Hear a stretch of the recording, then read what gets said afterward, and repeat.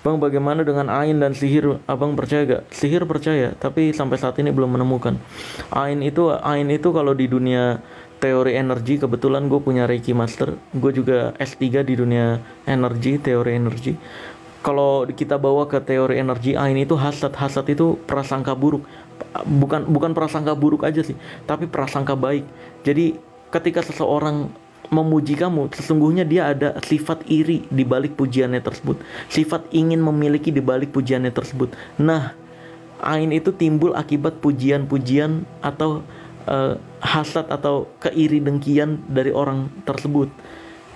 Timbullah penyakit ain. Ain itu masalahnya adalah ain bukan hanya terjadi ke kesehatan tubuh kita, tapi juga bisa terjadi ke benda-benda yang kita miliki. Kayak misalkan kita punya mobil kita saking bagusnya, orang banyak yang, wih keren banget, wih orang kaya nih. Nah, dari hasil pujian itu, ketika kita merasa ini memang mobil kita miliki, mobil gua, ego kita tinggi gitu, itu hasad tersebut atau prasangka-prasangka iri tersebut akan merusak mobil kita tuh. Entah itu keserempet di jalan, entah itu tiba-tiba mogok, entah itu tiba-tiba cek engine-nya nyala dan semacamnya. Itu adalah ain yang terjadi ke benda. Jadi memang ain itu faktanya bukan hanya terjadi ke diri kita, tapi terjadi juga ke benda-benda yang kita miliki. Mau skip tapi saudara bang ngeluh kena magic pellet. Ya gue juga punya saudara. Gue punya saudara yang ketika dia sakit dulu sebelum meninggal, dia berobat ke dukun. Bodoh amat, bukan urusan gue. Di surga, gue ngurusin hidup gue sendiri. Ketika tugas gue cuma ngingetin lu nggak dengerin ingatan gue, itu jadi tanggung jawab lu, terserah lu. Kalau lu masuk neraka suatu saat, terus lu bilang nggak ada yang ngingetin gue, ingat sekarang, lu udah gue ingetin, gue bakal bilang kayak gitu. Bodoh amat, lu mau masuk neraka nggak dengerin kata-kata gue, ya urusan hidup lu itu mah. Yang penting tugas gue udah terlaksana, yaitu ngingetin lu, selesai. Karena kita bakal diminta pertanggungjawaban ketika kita tahu nih dia mempercayai kebodohan, terus kita nggak ngingetin dia. Itu dosanya di kita. Itu kita bakal dimintain pertanggungjawaban. Kenapa lu nggak ngingetin dia? Padahal lu tahu itu adalah kebodohan. Tapi beda cerita ketika kita udah ingetin dia nggak mau dengerin dan tetap percaya dengan kebodohan itu akan total jadi tanggung jawab dia. Kita udah nggak ada urusan lagi. Ketika dia suatu saat diceburin ke neraka akibat kepercayaan dia kebodohan tersebut, dia bilang nggak ada yang ngingetin saya. Langsung Allah puterin. Tapi di tanggal sekian, hari sekian, jam sekian, si ini pernah ngingetin lu. Nah, lu terbebas dari tanggung jawabnya. Selesai. Karena kita ngurusin diri kita sendiri. Begitupun gue kan, makanya gue egoisnya gue adalah gue mau mementingkan diri gue sendiri di surga nanti. Ketika suatu saat di Indonesia ini masih aja ada yang percaya dukun, atau masih aja ada orang-orang yang ketipu sama dukun, sumpah demi Allah Azza wa Jalla, wallahi gue akan bilang ke Allah, gue udah menyuarakan dukun itu kalau nggak nipu ya cabul. Lewat YouTube gue, lewat TV, lewat podcast, lewat radio, lewat live TikTok. Gue udah bilang itu semua, dan bahkan di YouTube gue udah gue bongkar secara detail. Kalau dia nggak mau nonton YouTube gue, terus dia bilang, saya nggak ada yang ngingetin. Tidak bisa. Gue udah mengingatkan ini di semuanya, di YouTube, di TV, di radio, dan lain-lain. Gitu.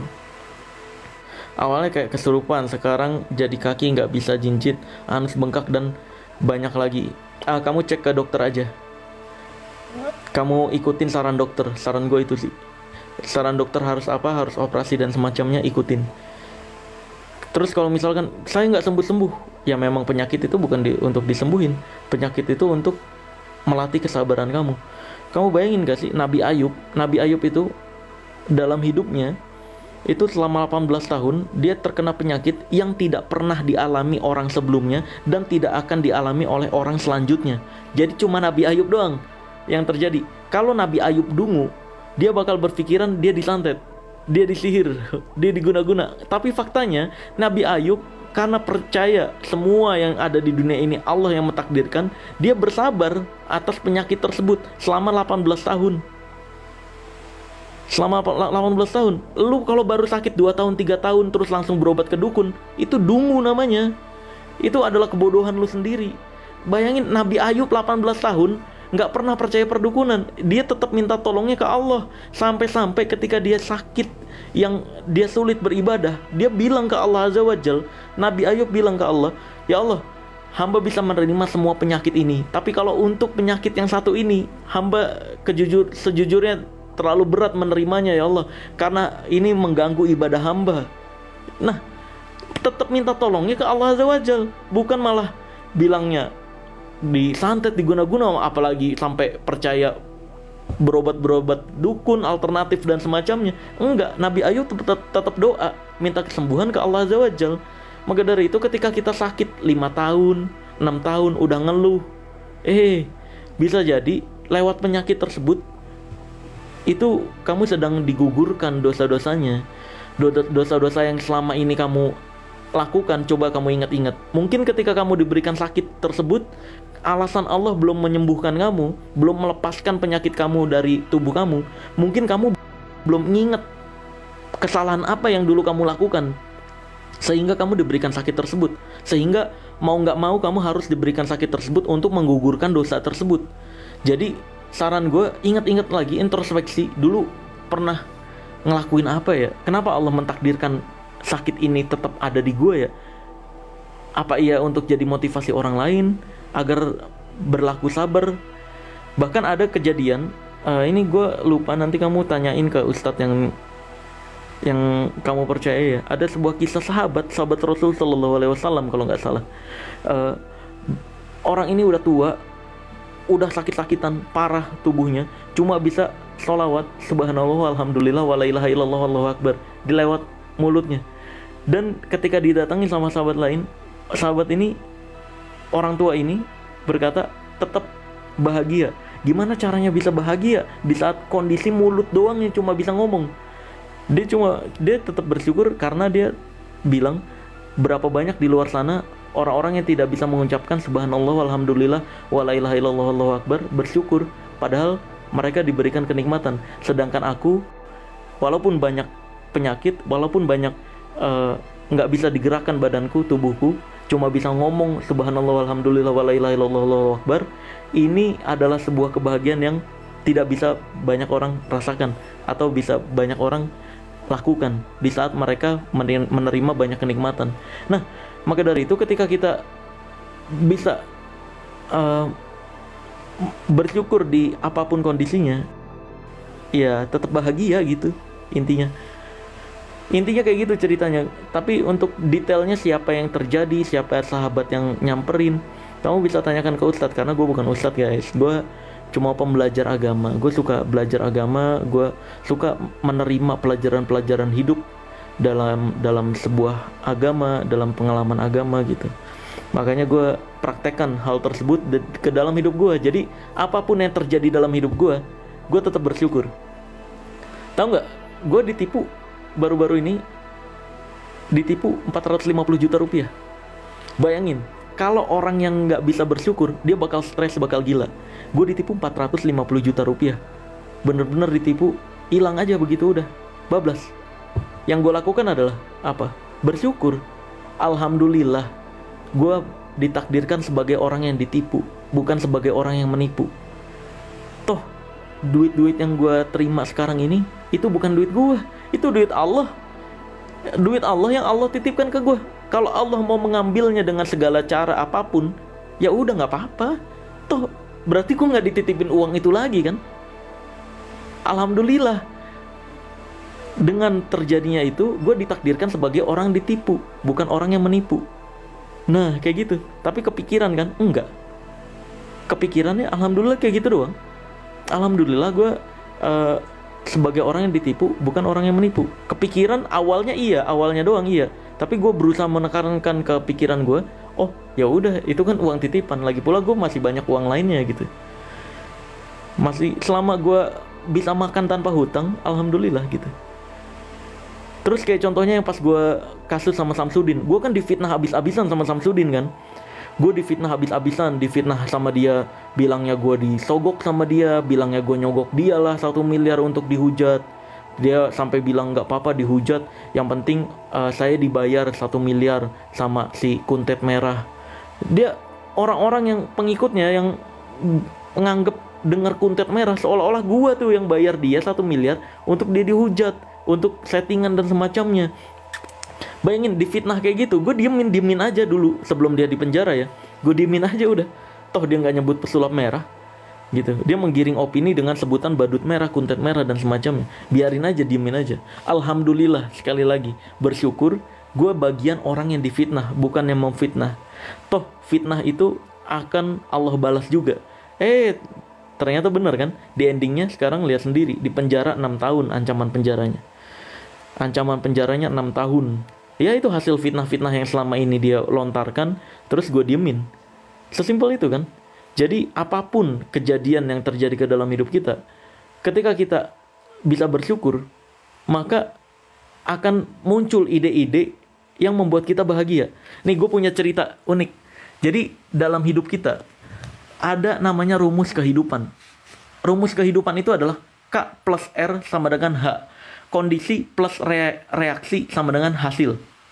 Jadi, gue punya sebuah cerita. Ini patut kamu dengarkan, kamu pahamin bener-bener.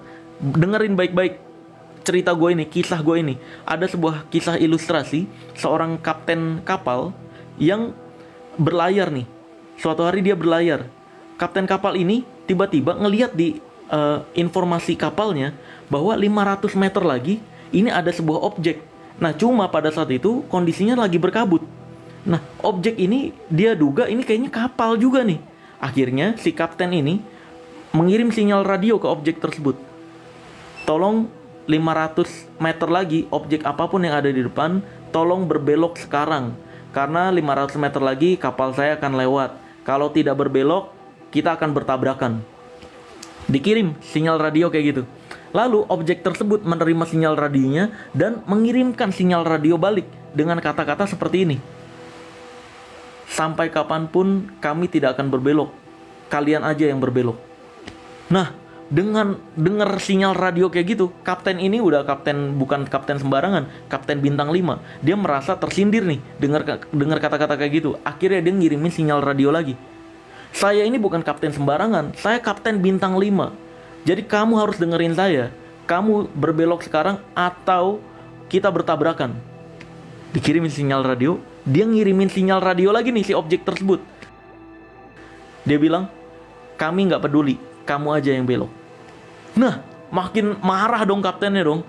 Akhirnya ngirimin sinyal radio lagi.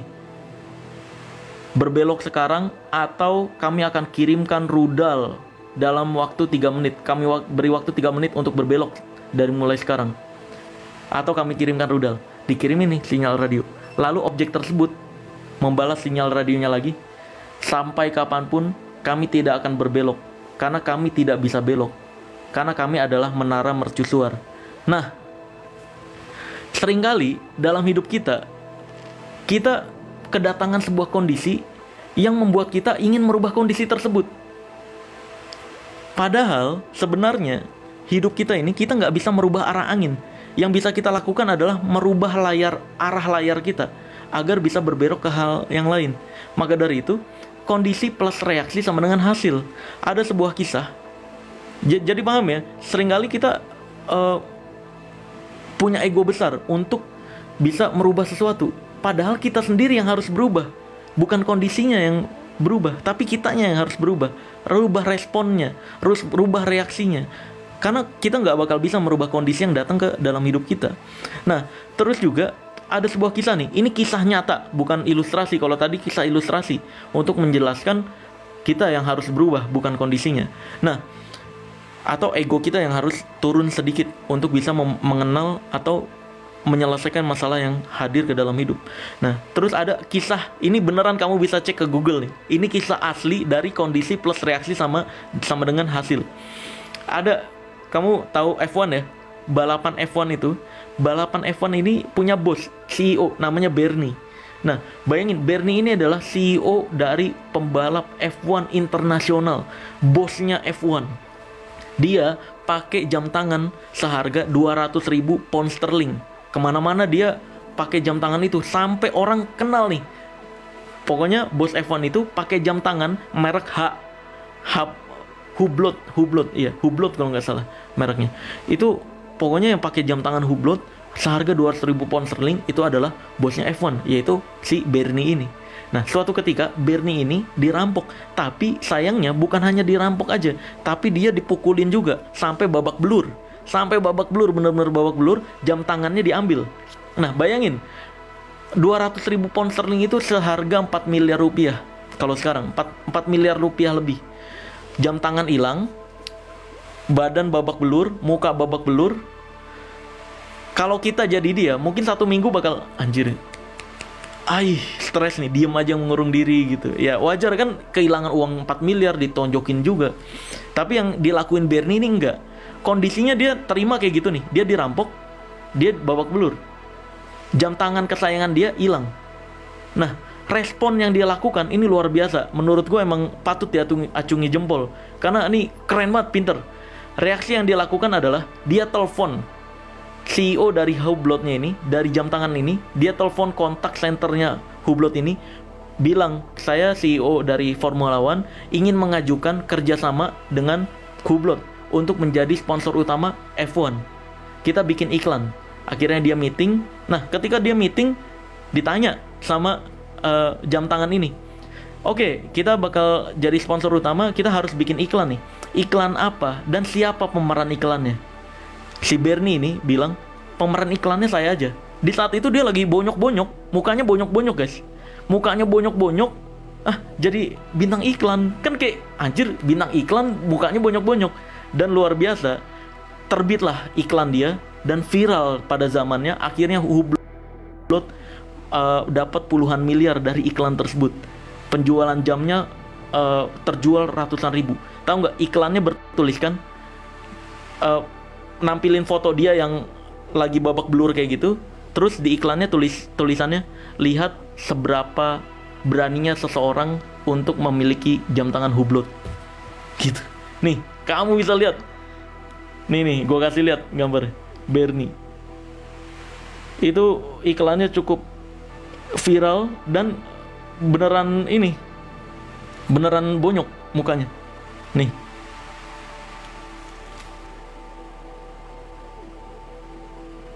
Ini dia habis dirampok. Kondisi, jadi hasil itu ditentukan dengan respon yang kita miliki.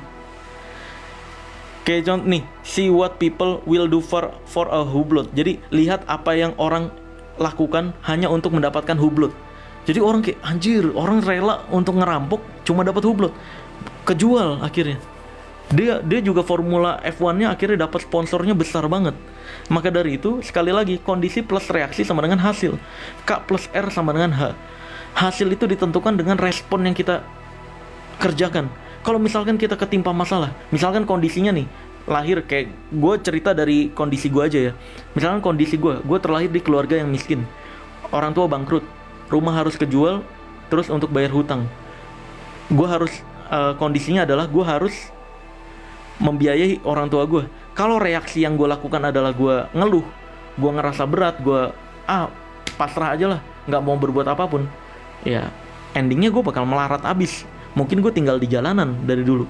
Tapi reaksi yang gue lakukan adalah gue mikir gue punya apa pada saat itu, yaitu gue punya waktu. Nah, gimana caranya menukar waktu gue ini jadi uang? Yaitu dengan kerja apapun yang bisa menghasilkan uang dengan cara menukar waktu. Akhirnya gue ngelamar kerja di Senayan City itu yang gue bilang tadi, Lollipop, diterima 1,8 juta per bulan. Nah, dari situ ya terus seperti yang gue ceritain tadi, berkembang. Akhirnya dari karyawan Senayan City gue jadi agen asuransi. Ada yang nawarin, kenal lagi sama seseorang dari agen asuransi, kerja di Blok M, ngajarin sulap ke anak-anak, digaji 2,5 juta. Dari karyawan di Blok M terus kerja lagi, ada yang nawarin jadi ojek online di tahun 2015. Akhirnya ojek online dari 2015 sampai 2018. Nah, sambil ojek online sambil nge-YouTube, terus entertain, dan akhirnya sampailah sekarang. Gue di 2018 berhenti jadi ojek online karena udah banyak nerima kontrak-kontrak kerjasama dari beberapa perusahaan aplikasi untuk jadi host. Nah, baru berhenti ojek online, full entertainment, sampai akhirnya sekarang punya apotek, punya puluhan karyawan di pabrik emas, punya pabrik emas gue, Blaze Gold, harian, orderan harian per kepingnya sekarang udah 3.000 keping per hari. Kemarin sempat 7.800 keping per hari. Makanya kemarin sampai diliput sama media. Nah, jadi semua prosesnya tergantung reaksi yang kamu lakukan. Kita nggak bisa merubah kondisinya. Yang kita bisa lakukan adalah respon atau reaksi yang kita kerjakan, gitu.